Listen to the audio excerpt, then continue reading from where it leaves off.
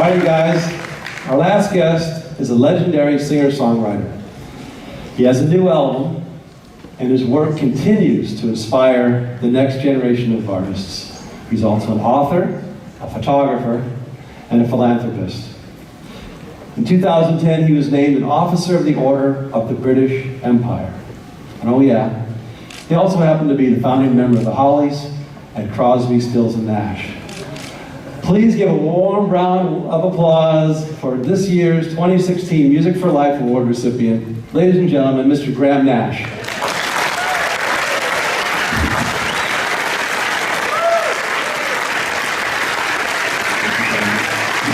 How you doing? I'm doing good. Thank you very much. We'll take a little shot here. Isn't this a little early for musicians? I was going to say, I'm so proud of We've you. all been up from the night I'm before. so proud of you. So you got time to stick around a little bit? Can you Sure. stay? Oh, awesome. Thank you. Oh, man. Look at this pretty. Welcome to NAMM. I can't remember. Have you been to the show before? No, This is your first time. Wow. I'm a virgin. Everybody, please behave yourself. Treat him very kindly. This is a big day for us. So I mentioned this is a room full of gear people. We make stuff, we sell stuff, we're crazy about it, but a lot of us are all musicians and still vitally live vicariously through these wonderful artists. Yeah, the truth is that all the people here are an incredibly important link in the chain of us communicating our music. I mean, you can write as many songs as you want, but without these people, people out there in the world will never hear it. Yeah. So I applaud. Thank you. Thank you very much, you guys. So do you remember your first instrument, first guitar? Sure. What was it? A Levin. Really? Yeah, I have no idea whether they still exist anymore. You know, the truth is that, you know, when you get to be as old as I am, you collect a lot of stuff in your life. I'm trying to figure out where my original guitar is that I wrote Teach Your Children and Marrakesh Express on, all those songs. It's out there in the cosmos somewhere. I hope someone is enjoying it. It's got all that magic in it. So, one of the things, you wrote a really good book, and it's, I really recommend you read the book because there's a lot of business takeaway, and again, these are a lot of business folks, but there's still that magic, and there's one section I just remember where, even before the Hollies, you saw your first American Strat. I mean, because we get caught up in the fact, oh, it's a bunch of strings and wood and supply chain, but it comes out and it's this beautiful instrument, and it affected you, you know? Very much so. Before we were the Hollies, we were a group called the Four Tones, which is really strange because there were 5 of us. I'm not sure how that happened. Me and Alan Clark, I'd been singing since we were 6 or 7 years old together. And we had this little duo, a couple of acoustic guitars, and me and Alan, and we would sing songs and we'd get paid to do that. Guy comes up to us at a club and he says, you know something? You and Alan are pretty good. You need backing. I said, what? He said, you need backing. I said, what's backing? Yeah, meanwhile, you're thinking, he goes, no, I'm pretty good, we don't need anybody. You need peat backing. I said, oh, this is a guy? He said, yeah.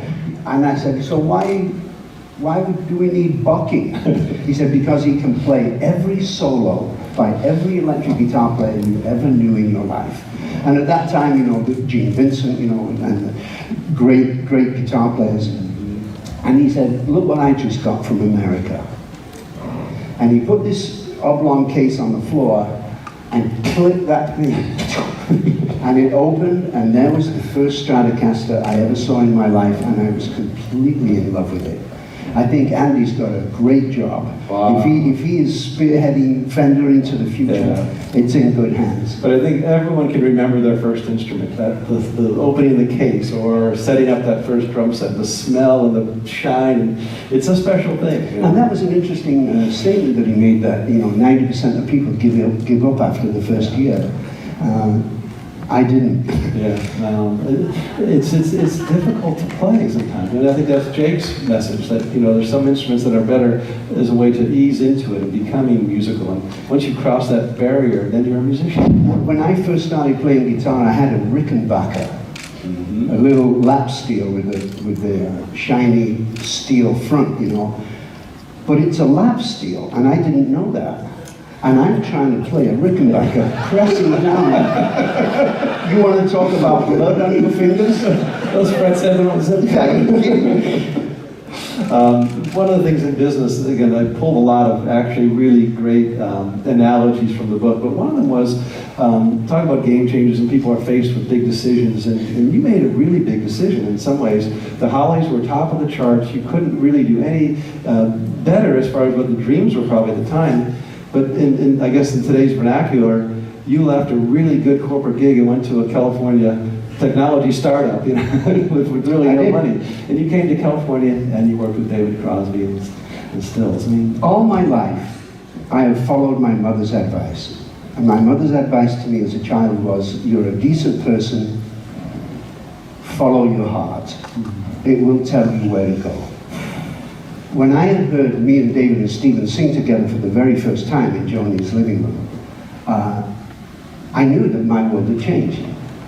And I realized whatever sound Crosby, Stills and Nash has was born in 1 minute. 1 minute. It didn't take us months. 1 minute, seriously.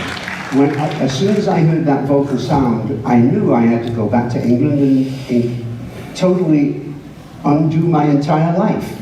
I left my band, my bank account, my instruments, my friends, following that sound. And I think I made the right decision. Yeah, it's an amazing lesson for all of us.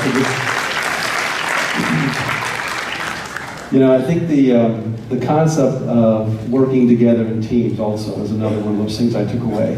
And through those various years, and many, many years of working, we've always worked in collaboration.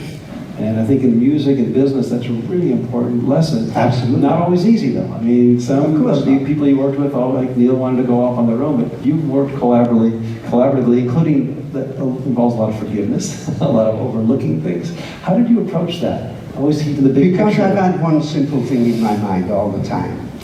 The music is by far the most important part of our relationship, and we've all known it. Have we fought? Yes. Have we loved each other? Yes. Have we made great music? I think yes. Music is the essence of what we do. That's the most important thing, and I will never change my mind about what it is that I want. When you show me your best, bring it every day.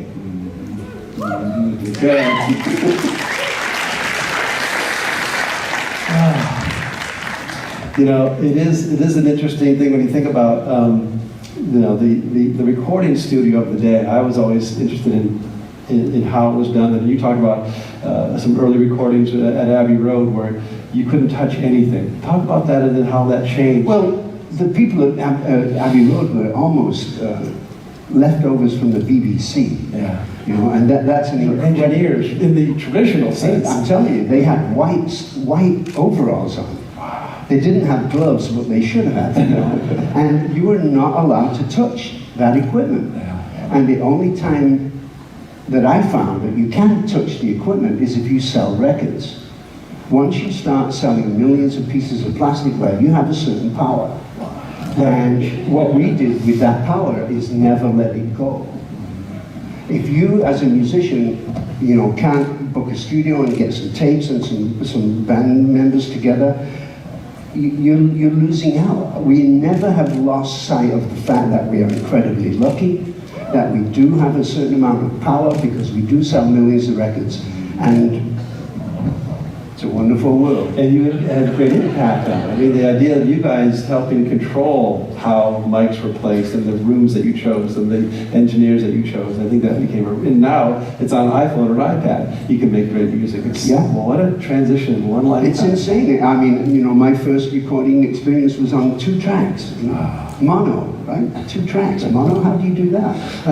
But yeah. And now you can have, 1,000 tracks on your phone. Unlimited, yeah. It's almost too much choice you could have. Well, the truth is that no amount of technology can make a bad song into a good song. You have to start with it. Instead of keep off the wheel. Keep that. just again, we've got a little more time. We've got to get these guys over the show. But one of the things I was just thinking about, one of your first gigs with Crosby, Stills, Nash, and when Young joined, was kind of an interesting one. Any interesting stories about that nearly first gig? It was a place up in upstate New York, I think. What a lot of people don't realize is that when we played at Woodstock, that was only the second time that we'd ever appeared in front of people. Wow. You know, Good warm-up gig. What was the first one? The first one was at the Auditorium Theatre in Chicago on Crosby's birthday, actually, August 14th. We had, you got to understand, we knew what we were doing as Crosby, Stills, Nash and Young. We had balls, right? We even had the balls to have Joni Mitchell open for us. You know, that's balls. That is confident young man. But one of the things that I loved about that show was years later, a friend of mine came up to me and he said, you know, I was at that show. And at that show, I decided I would become a musician, I would become a singer-songwriter, and that was Danny Fogelberg. Oh my gosh. Yeah. It's just the connections of all that, part of our life story. And your music is part of our life story. There's a lot of people setting up the show, and there are a lot of people that had toured, and just in a few conversations this week, I ran into some people who've worked with you and for you, and just to a person, their responses, and I know it doesn't mean to sound cliche, but you're such a nice guy. But the reality is you can go through a lifetime of this business, and which is sometimes full of lots of decisions and forks in the road. But as a business people, for us, the reality you can go through it all and still retain your humanity, your sense of humor, your sense of joy and wonder and curiosity. I'm still waiting to get found out. How does that happen? I'm not sure what the hell I'm doing here, really. I'm this kid from the north of England that has the fortune to have parents that encourage my passion for music. Yeah. They didn't slap me upside the head and ask me to get a real job, you know. And in the late 50s, people even then were saying, this music, it's over, you know. Rock and roll, it'll be 2 years and then you'll never hear it again. And that was in the late 50s. They just had no idea what was going on. But my parents always encouraged me and my passion. And that's why I'm here talking to you today. So I'm exactly the same as you people. I go through all emotional changes. I go through everything in my life. I deal with my life the same as you guys do. But I do something a little special with my time on Earth. And I'm incredibly grateful for a couple of things. One, to be a citizen of this country. This is one of the greatest countries on the earth. Obviously, it does have its problems, and we're all trying to deal with them all. But the fact is that it's the bad news that sells. Good news doesn't sell, right? So what happens is that you think that the world is chaotic, that people are fighting each other, and yes, they are. But that's only one part of the world. There are millions of great, good things that happen every single day that you never hear about. And you were talking, how about Jake, though? Right? What an incredible musician. You were talking to Jake earlier about his request to put music in the hands of kids.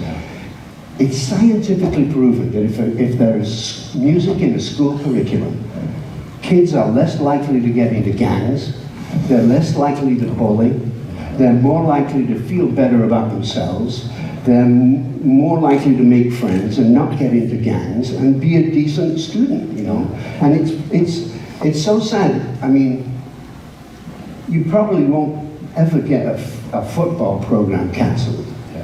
But you will always get a music and art program cancelled, and I think it's a gigantic mistake. There are a lot of people who really are fighting to change that, and that encouragement means we're all fighting because we know that children are 25% of our population, but they're 100% of our future. They will be the citizens of this great nation. That's right. Well, so I hope you enjoy the show. You're going to be able to see some of it and see all these folks and all their I love to see myself. All right, and guess what? Tonight, we get to play on the Ground Plaza stage, you guys. 6 o'clock, be out there, and Graham's going to play for us. So you don't want to miss that. Well, enjoy the Nash show, and we'll see you tonight. Thank you very much. Thank you, everybody. Everybody, grab Nash. Thank you. Thank you. Can I take one seat? You're gonna say, oh, my goodness. Let me Actually, now the suit.